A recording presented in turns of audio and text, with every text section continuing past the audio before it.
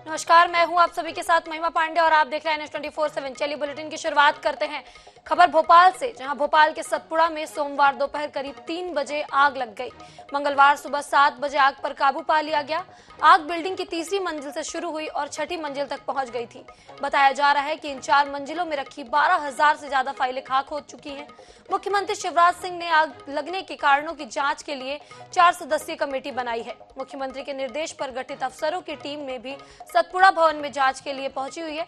साथ ही जांच दल के सदस्य ACS उच्च स्तरीय जांच की रिपोर्ट आ जाएगी। यहाँ पर जो दस्तावेज की बात है वो सारे के सारे रिक्रिएट हो जाएंगे, यहाँ से लेके केंद्र तक, क्योंकि केंद्र प्रवर्तित योजनाएं भी रहती हैं। उन केंद्र प्रवर्तित योजनाओं दिल्ली तक उसका डाटा रहता है। प्रारंभिक कारण वही है, स्टोर के रूप में शॉर्ट सर्किट और AC के अंदर जो आग लगी। उसके बाद में 4,000 कर्मचारी के लगभग उसके अंदर थे। देखिए, कांग्रेस के आरोप निराधार, कांग्रेस वाले कह रहे हैं कि हमें पहले से पता, तो क्या उन्होंने लगवाई? देखिए, अभी घटना दुर्भाग्यपूर्ण है, उसको बुझाने का प्रयास किए जा रहे हैं। उच्च स्तरीय कमेटी उसमें जांच कर रही है, उसके बाद ही बता पाएंगे कि क्या। अब खबर सुकमा से, जहां CRPF कैंप में तूफान का कहर जारी है। ब्रीफिंग हॉल, ग्रिल शेड और बाउंड्री वॉल पर पेड़ गिर गया है। कोर्रा कैंप में सीधे बारिश के साथ बरपा कहर। बाल बचे कई जवान। गार्ड रूम की सीलिंग भी क्षतिग्रस्त। कैंप के अंदर दर्जनों पेड़ गिरे हैं। आपको सुकमा से खबर बता रहे हैं, जहां ब्रीफिंग हॉल और बाउंड्री वॉल पर पेड़ गिर गया है।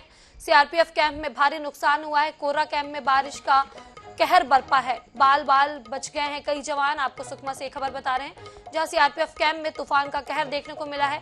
गार्ड रूम की सीलिंग भी क्षतिग्रस्त हो गई है। कैंप के अंदर दर्जनों पेड़ गिरे हैं।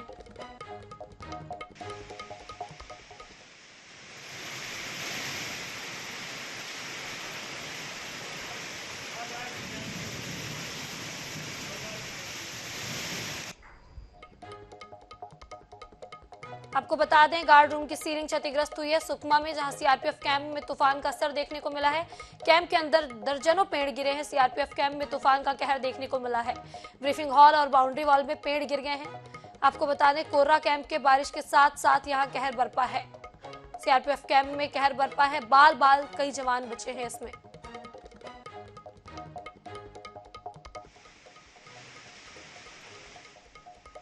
आपको बता दें, कैंप के अंदर दर्जनों पेड़ गिर गए हैं। CRPF कैंप में तूफान का असर देखने को मिला है। ब्रीफिंग हॉल और बाउंड्री वॉल पर कई पेड़ गिर गए हैं। CRPF कैंप के अंदर भी कई पेड़ गिर गए हैं। आपको बता दें, गार्ड रूम की सीलिंग भी क्षतिग्रस्त हो गई है। CRPF के कई जवान बाल बचे हैं। सुकमा से ये देख सकते हैं आप सीधा देख सकते हैं अपने टीवी स्क्रीन पर। INH एक्सक्लूसिव तस्वीरें आपको दिखा रहे हैं, जहां CRPF के कैंप में भारी नुकसान हुआ है।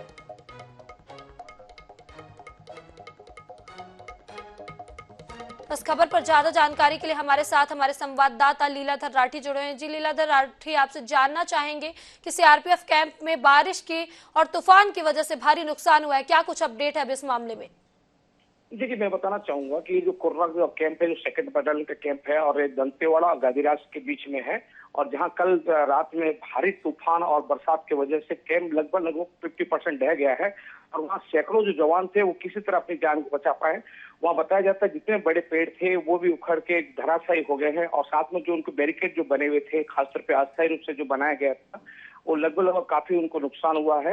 और राहत की बात यह है कि किसी भी जवान को किसी प्रकार की चोट नहीं आई और वे बाल बच गए। लेकिन अभी जो स्थिति वहां पर है, जवान पूरी मशक्कत कर रहे हैं, चूंकि जो कोर्रा कैंप है सुकमा से लगभग 35 किलोमीटर दूरी पर है और वहां पर लगभग 100 से अधिक जवान हमेशा तैनात रहते हैं। और खासतौर पर मैं बताना चाहूंगा कि वो जो एरिया है नक्सल इफेक्टेड क्षेत्र माना जाता है, तो एक प्रकार से देखा जाए जवानों को 2 मोर्चे में लड़ाई लड़नी पड़ेगी। खासतौर पर अपनी सुरक्षा भी देखनी पड़ेगी और जो जर्जर हो चुके हैं, जो धराशायी हो चुके हैं, उन कैंपों को वापस एस्टेब्लिश करना पड़ेगा।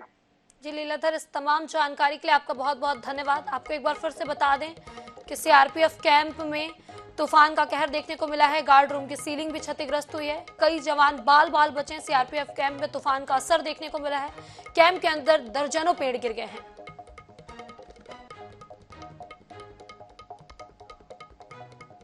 अब खबर रायपुर से, जहां CM भूपेश बघेल ने बीजेपी पर निशाना साधा है। बीजेपी के पास अब कुछ नहीं है। केंद्रीय मंत्री गिरिराज सिंह तो धमकी देकर गए हैं। केंद्र में सरकार है, कुछ भी कर सकते हैं। साहब बहादुर हैं, आप कुछ भी कर सकते हैं, हम लोग निरीह प्राणी हैं। सीएम का ऐसा बयान सामने आया है। आपको बता दें, छत्तीसगढ़ के सीएम भूपेश बघेल का बयान सामने आया है, जिन्होंने केंद्र में सरकार है, कुछ भी कर सकते हैं, हम लोग निरीह हैं और निरीह प्राणी हैं, ऐसा सीएम भूपेश बघेल ने कहा है। सीएम भूपेश बघेल ने बीजेपी पर निशाना साधा है। छत्तीसगढ़ के सीएम ने कहा है बीजेपी के पास अब कुछ नहीं है। साथ ही उन्होंने कहा है केंद्रीय मंत्री गिरिराज सिंह तो हमें धमकी देकर गए हैं। केंद्र में सरकार है, वो कुछ भी कर सकते हैं, हम लोग निरीह प्राणी हैं, ऐसा सीएम भूपेश बघेल ने कहा है। इनके पास तो कुछ है ही नहीं ना। ये तो गिरफ्तारी देके धमकी देके गए हैं गिरिराज, गिरफ्तार कर लेंगे। कर रहे हो भाई, तुम सरकार में हो, केंद्र सरकार में हो, बहादुर साहब बहादुर हैं, आप कुछ भी कर सकते हैं भाई। हम लोग तो निरीह प्राणी हैं।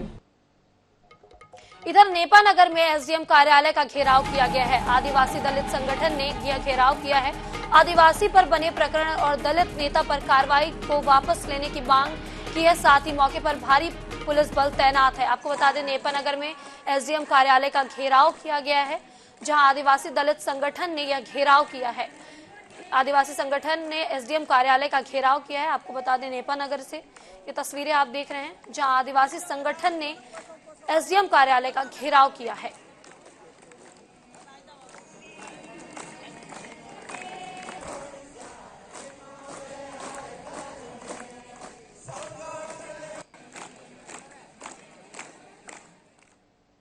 इधर दमोह में गंगा जमुना स्कूल पर एक्शन लिया गया है। अवैध बिल्डिंग गिराने पहुंचा नगर पालिका का अमला। स्थानीय लोगों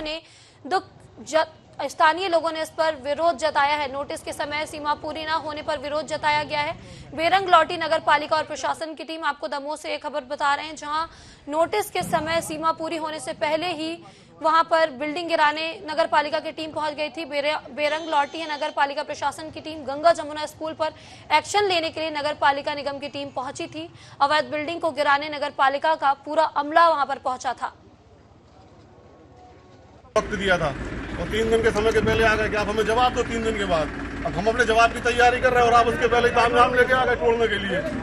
हमें आपने 3 दिन का समय दिया है, तो आप हमें 3 दिन के बाद हमसे बात करो। आप अभी 3 दिन के पहले ही आ गए। आप अभी प्रशासन क्यों लौट गए हैं? वो प्रशासन वाले से पूछा आपको क्यों लौट गए। हमने उनसे ये पूछा सीएमओ साहब से कि श्रीमान जी आप ये बताइए, आपने हमें 3 दिन का समय दिया और आप 3 दिन के पहले आ गए, और ये नोटिस तो आपने दिया था ना। हमने जब उनको दिखाया, उनका नोटिस हमने उनको दिखाया, तो वो चुपचाप वापस चले गए।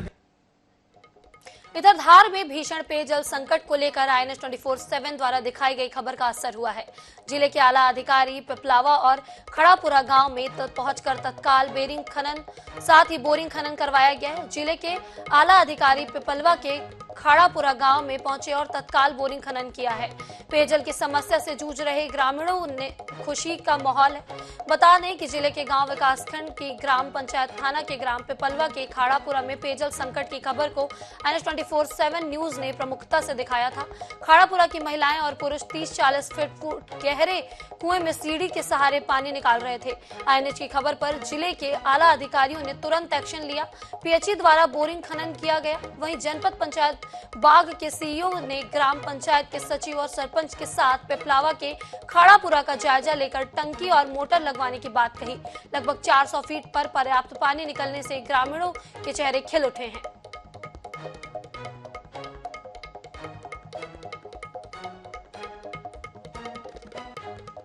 इधर डबरा क्षेत्र में भीषण गर्मी में बिजली संकट से शहरवासी और ग्रामीण परेशान है।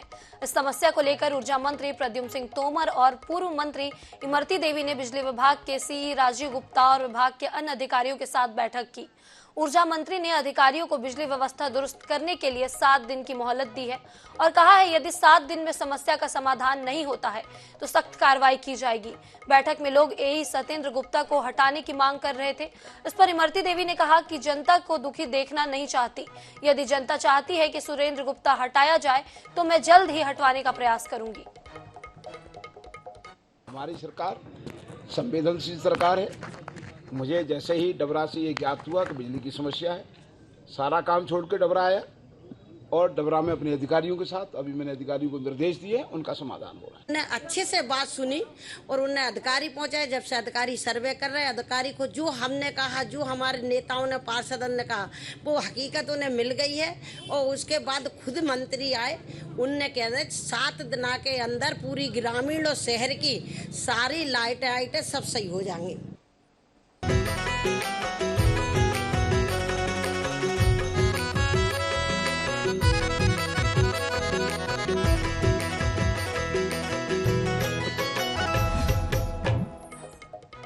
अब बात करेंगे विकास के गढ़ छत्तीसगढ़ की।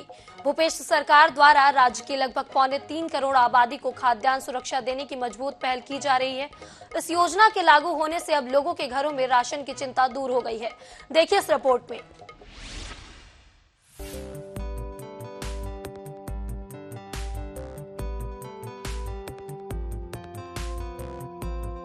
छत्तीसगढ़ में भूपेश सरकार ने यूनिवर्सल पीडीएस योजना 2 अक्टूबर 2019 को महात्मा गांधी की 150वीं जयंती के मौके पर शुरू की, जिसके बाद से अब तक इस योजना का लाभ 69.67 लाख परिवारों को मिल रहा है। योजना में बीपीएल और एपीएल कार्डधारी परिवारों को 35 किलो खाद्यान्न सस्ते दर पर उपलब्ध कराया जा रहा है। इस योजना में राज्य में कोटवार से लेकर कलेक्टर तक और पार्षद से लेकर के मंत्री तक सभी के राशन कार्ड बनवाए गए हैं। सर्वभौम पीडीएस योजना यूनिवर्सल पीडीएस योजना है। 100% लोगों को कवर्ड करता है योजना, और सार्वजनिक वितरण प्रणाली में सभी लोगों के लिए जो मांगेगा उसको कार्ड देना है, और उन लोगों को पात्रता अनुसार राशन एवं अन्य सामग्री वितरण करना है। तो इसके तहत आज पूरे प्रदेश में पहले ये संख्या लगभग 58 लाख था, ये बढ़ करके आज 75 लाख से ऊपर हो गया है। इस प्रकार से हम देखेंगे कि सर्वभौम पीडीएस योजना जब से लागू हुआ है, कहीं भी किसी को भी खाने की दिक्कत नहीं है, फूड का क्राइसिस नहीं है, किसी प्रकार की भूख से मौत की शिकायत इतने बड़ी त्रासदी आने के बाद भी कोविड पीरियड में भी कहीं से नहीं आया। तो पूरे हिंदुस्तान में छत्तीसगढ़ का जो सर्वभौम पीडीएस योजना है, जिसको हम इंग्लिश में यूनिवर्सल पीडीएस सिस्टम बोलते हैं, उसके तहत 100% लोग कवर्ड हैं। राज्य में यूनिवर्सल पीडीएस लागू होने के बाद खाद्यान्न सुरक्षा का दायरा बढ़ने से भूपेश सरकार के प्रति लोगों का विश्वास बढ़ा है। गरीब वंचित परिवारों को इस योजना में 35 किलो खाद्यान्न मिलने लगा है। वहीं परिवार में 5 से अधिक सदस्य होने पर प्रति सदस्य 7 किलो अतिरिक्त खाद्यान्न दिया जा रहा है। चावल, शक्कर, मट्टी तेल, नमक, बुकेस वगैरह साहब अच्छा काम कर रहे हैं, अच्छा भी है। फ्री में दे रहे हैं चावल। हाँ, गरीबों के लिए अच्छा काम कर रहे हैं, सब जगह दे रहे हैं फ्री में। सरकार से हमें 35 किलो चावल, शक्कर और नमक मिल रहा है, जिससे गरीबों की भूख को उसकी पूर्ति के लिए अच्छा काम हो रहा है। छत्तीसगढ़ की यूनिवर्सल पीडीएस योजना मुख्यमंत्री भूपेश बघेल की पहल पर यह योजना सर्वजन हिताय को ध्यान में रखकर लागू की गई है। इस योजना का ध्येय सस्ता चावल सबका अधिकार भी है। INH news bureau.